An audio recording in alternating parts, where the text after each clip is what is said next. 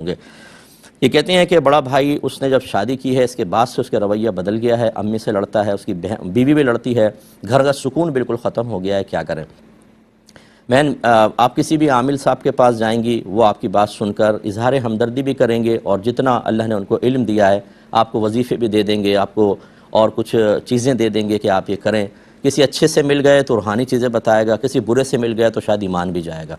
لیکن اچھی طرح یاد رکھیں کہ جب تک شریعت کو ہمارے گھر میں داخلہ نہیں ملے گا، کبھی بھی گھروں کو سکون نہیں مل سکتا۔ وجہ اس کی ہے کہ جب بیٹے کی تربیت نہیں کی، نہ اس کو یہ پتہ ہے کہ ماں کا مقام کیا ہے، کن چیزوں سے میری آخرت برباد ہو رہی ہے، نہ اس بیٹے کو کبھی یہ سکھایا تھا کہ جب تم شادی کرو گے تو نکاح کے بڑے مقاصد میں سے یہ ہے کہ تمہیں اپنے بیوی بچوں کی دینی تربیت کرنی ہوگی۔ یا ایھا الذین آمنوا قوا انفسکم واہلکم نارا وقودھا الناس والحجارہ، اے ایمان والو اپنے آپ کو اور اپنے گھر والوں کو جہنم کی اس آگ سے بچاؤ جس کا ایندھن آدمی اور پتھر ہیں۔ تو جب بچے